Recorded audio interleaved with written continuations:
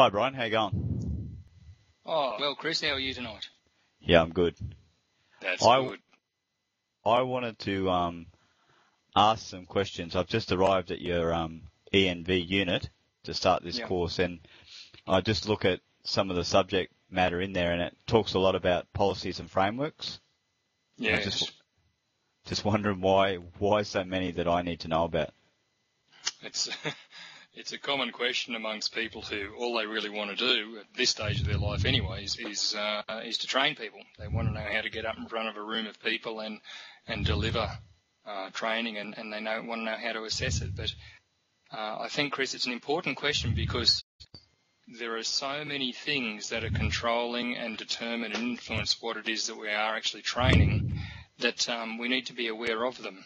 And this goes back to what is the whole purpose of vocational education and training. See, if we look at vocational education and training, there's three words. We all know about education and training, but it's the vocational which is the key to this, and that's work. And so if we think about Australia, we're a federal nation, so we've got a Commonwealth government, we've got all these states and territories, we've got all these industries, and all what they're trying to do is make sure that there are consistent standards of training and assessment, so that anyone who comes out with any bit of training that, say, you, for example, end up delivering, Chris, is trained and confidently trained at the same standard that anyone else may have been trained at in the same area and has been deemed competent. So the whole purpose of it is to make sure that the learners themselves are getting a quality of training that is required by industry, and that industry are getting a quality of person who is able to do skills and has knowledge at a level that industry requires. Okay, so hear me. It's the guidelines by which I operate as a trainer?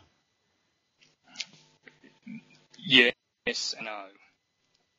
There are guidelines which influence how, there are federal guidelines, for example, that influence how a state operates, and then the state guidelines or territory guidelines may influence how the registered training organisation operates, which then may influence how you operate. So yes, in that ultimately they will influence you, but no, in that you may not actually be aware of the influence of some of them. And that is why it's so important that you get to know roughly how they all fit together, so that when there is a change or when there is some requirement put upon you, you understand that it is part of a much bigger picture, that you are not an isolated trainer, that you are training in concert with all other trainers in the nation. Okay, but I'm just trying to do a TAA. Yep. Okay, so how much depth do I need to know? Okay, that's quite simply, it'd be good if you knew that there were a number of government departments who were involved, and they had a number of policies, and there were a number of frameworks. It is important in general terms if you could understand how those frameworks and policies influence your work as a trainer, and that would be another conversation. Okay, so just really briefly here, so I'm not going everywhere over the internet looking for stuff. Which ones are the most relevant? The places to go to would be the National Training Information Service and the www.training.com.au site for stars if you wanted to go looking somewhere else.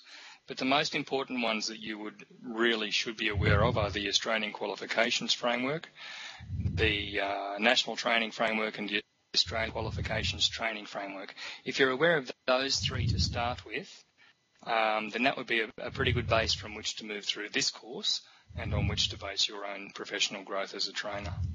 Okay, so I don't need to know it in depth. I just need to know that those things exist, and that when I'm delivering my aged care course or whatever course, my Cert 3 course or whatever course I'm delivering, that they're the guidelines that I operate within, and there's a bigger picture that surrounds what I'm doing.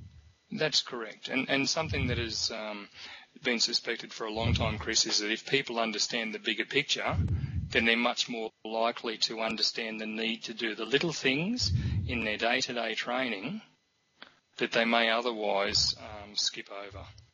Because Okay. every little thing that we as trainers do influences the quality of the big picture. Yep. Okay. So,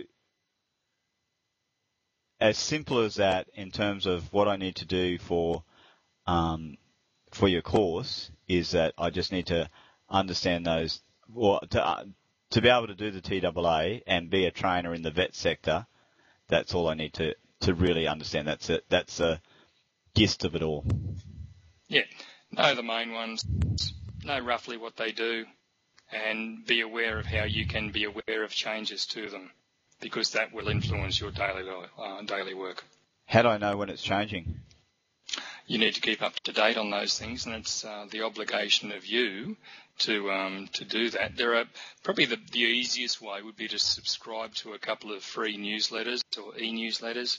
One is Training Packages at Work, and another one is through Edna, which is called eVet and ACE News.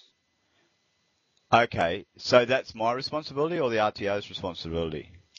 It's your responsibility as a trainer to remain aware of them, but it's the RTO's responsibility to make sure that they act upon them. Okay, no, I get that. Yep. No, that's good. That's very helpful. Thanks. That's okay.